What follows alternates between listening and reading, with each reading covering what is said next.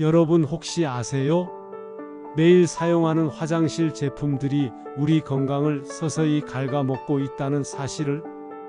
통계에 따르면 현대인은 하루에 평균 8개 이상의 화학 제품에 노출되고 있습니다.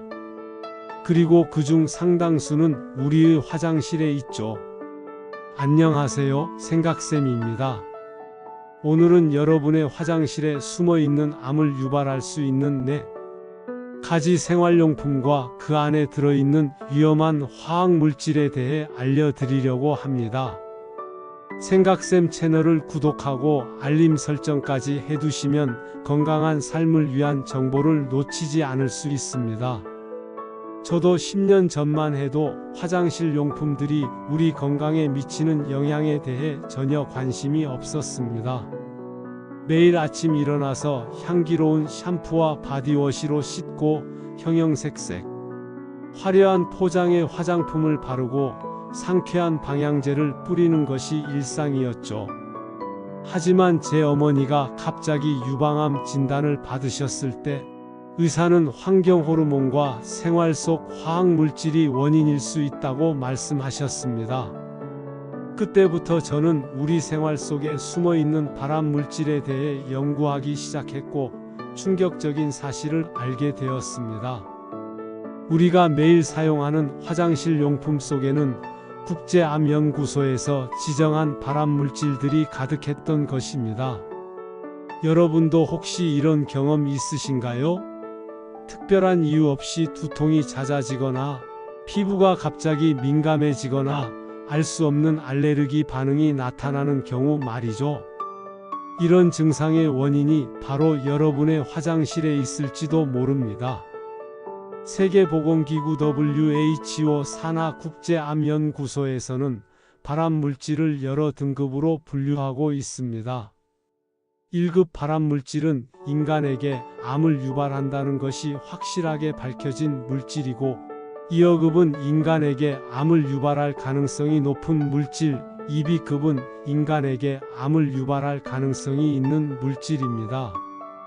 충격적이게도 이런 등급의 발암물질들이 우리가 매일 사용하는 화장실 용품 속에 숨어 있다는 사실 알고 계셨나요?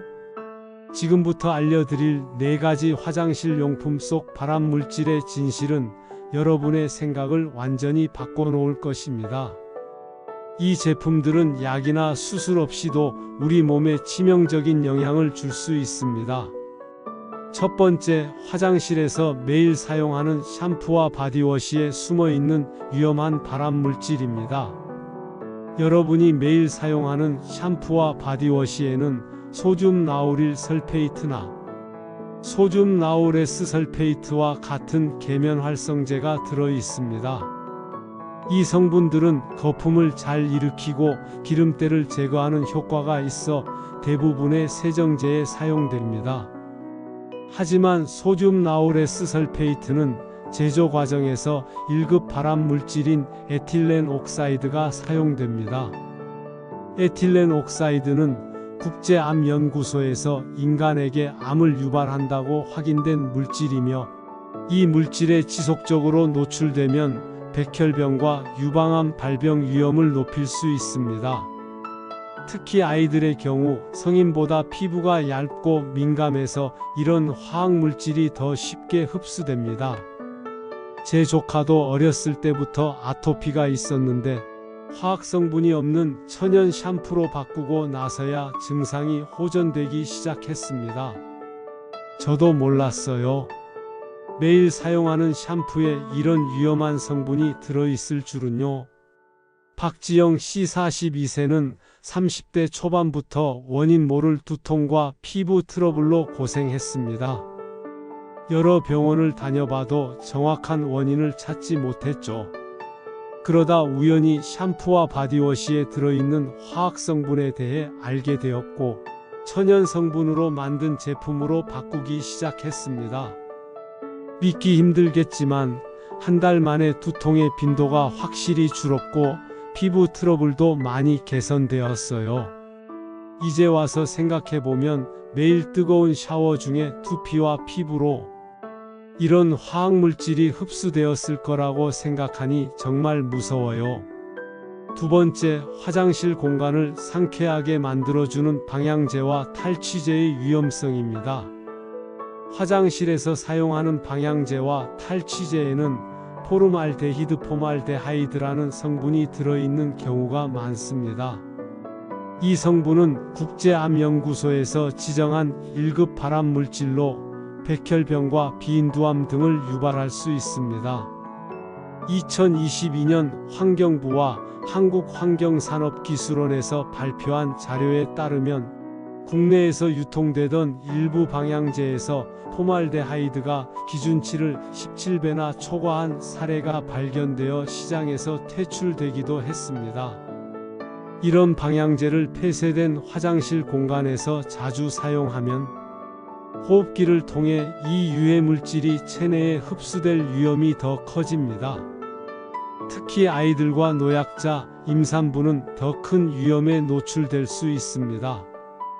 아이가 태어나고 나서 화장실 냄새를 없애기 위해 방향제를 자주 사용했어요. 그런데 아이가 점점 기침을 자주 하고 호흡기 알레르기 증상이 나타나기 시작했죠. 이민호 씨 35세의 사례입니다. 아이의 증상이 악화되어 병원을 찾았을 때 의사는 실내 공기질을 확인해 보라고 조언했습니다. 검사 결과 화장실 공기 중 포름알데히드 농도가 매우 높게 나타났고 방향제 사용을 중단한 후 아이의 증상이 크게 호전되었습니다. 의사 선생님께서 아이의 폐는 어른보다 훨씬 작고 민감해서 같은 농도의 유해물질에 노출되더라도 더 심각한 영향을 받을 수 있다고 하셨어요. 그 말을 듣고 정말 가슴이 덜컥 내려앉았습니다. 이런 위험한 방향제 대신 집에 있는 베이킹소다나 식초를 활용하면 안전하게 화장실 냄새를 제거할 수 있습니다. 베이킹소다는 작은 용기에 담아 화장실 구석에 두기만 해도 자연스럽게 냄새를 흡수하고 식초와 물을 1대4 비율로 섞어 분무기에 담아 뿌리면 곰팡이도 예방할 수 있습니다. 또한 환기는 실내 공기질을 개선하는 가장 기본적이고 효과적인 방법입니다. 화장실을 사용한 후에는 반드시 5분 이상 문을 열어두거나 환풍기를 작동시켜 공기를 순환시켜 주세요. 지금까지 알려드린 샴푸, 바디워시, 방향제, 탈취제에 들어있는 발암물질들은 한 번 사용으로 바로 암이 생기는 것은 아닙니다.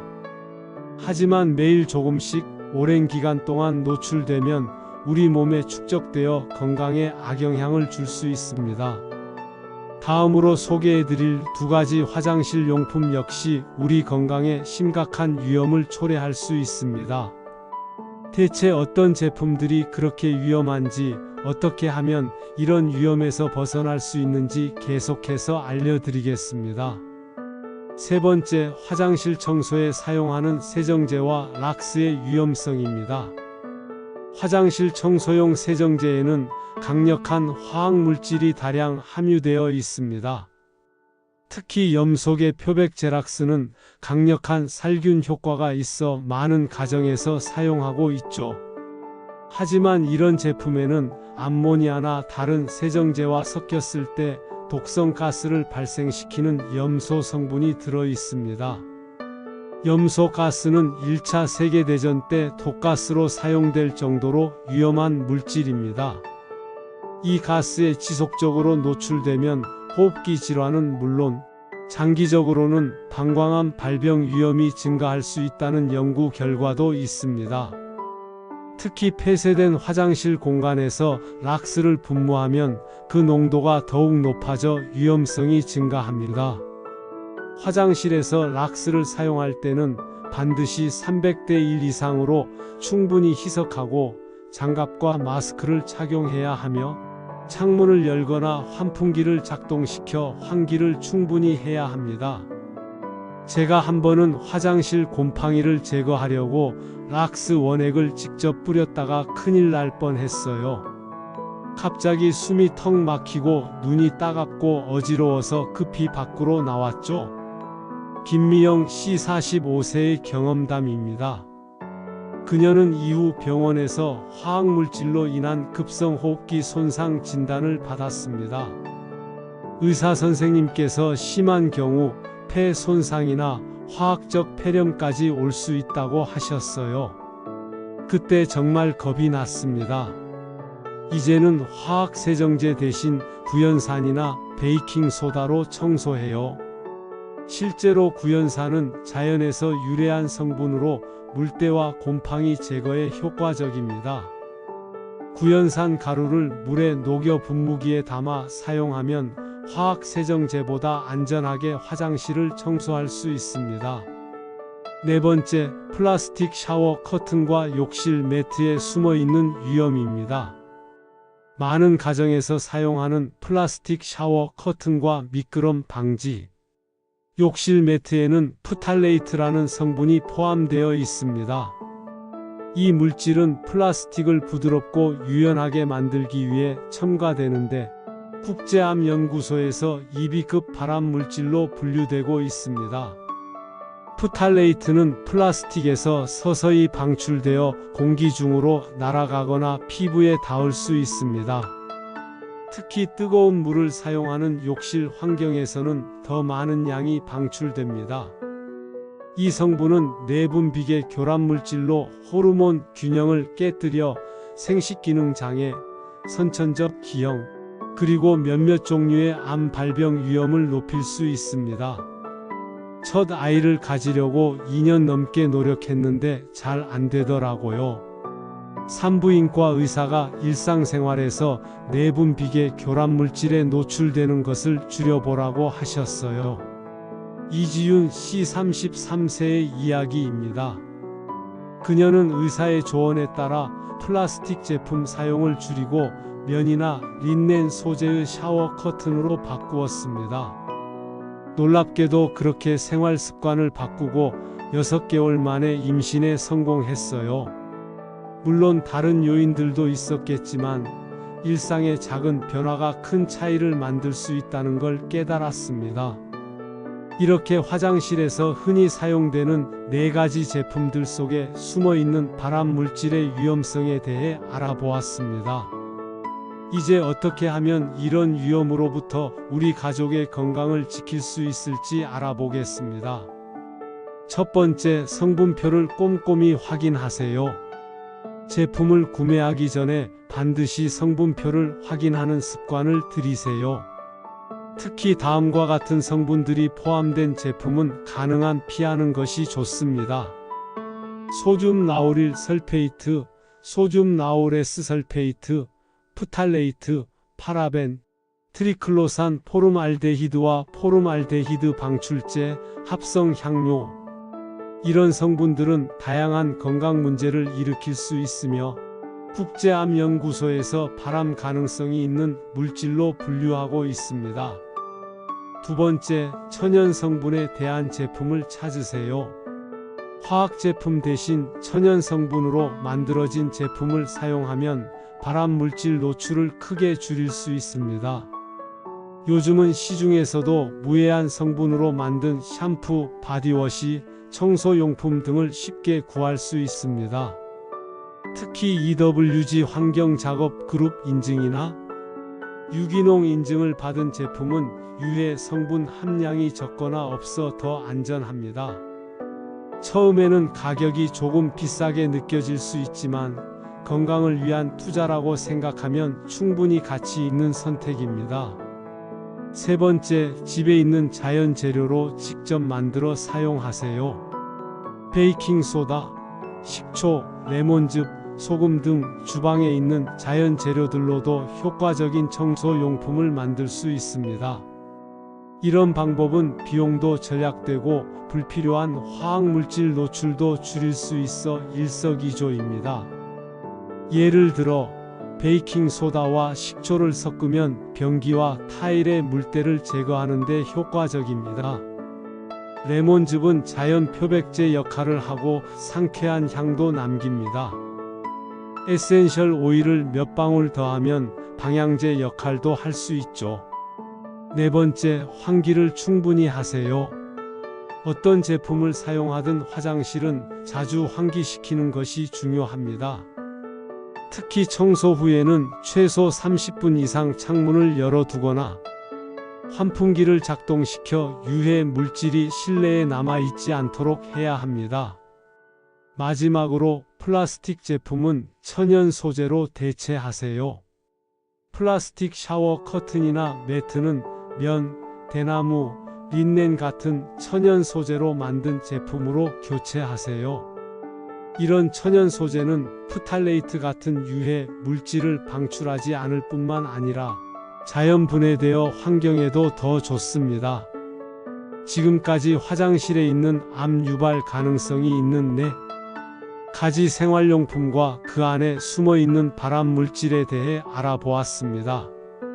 이 제품들 속 화학물질이 단시간에 바로 암을 일으키는 것은 아니지만 장기간 노출되면 건강에 심각한 위험을 초래할 수 있습니다.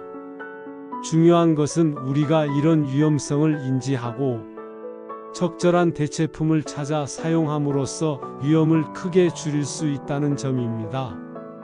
작은 변화가 모여 우리 가족의 건강을 지키는 큰 방패가 될 수 있습니다.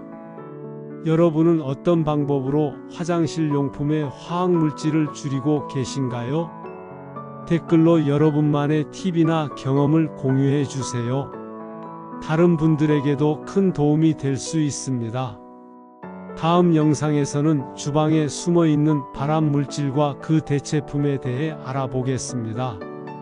영상이 도움이 되셨다면 구독과 좋아요 부탁드립니다. 생각쌤 채널은 여러분의 건강한 삶을 응원합니다.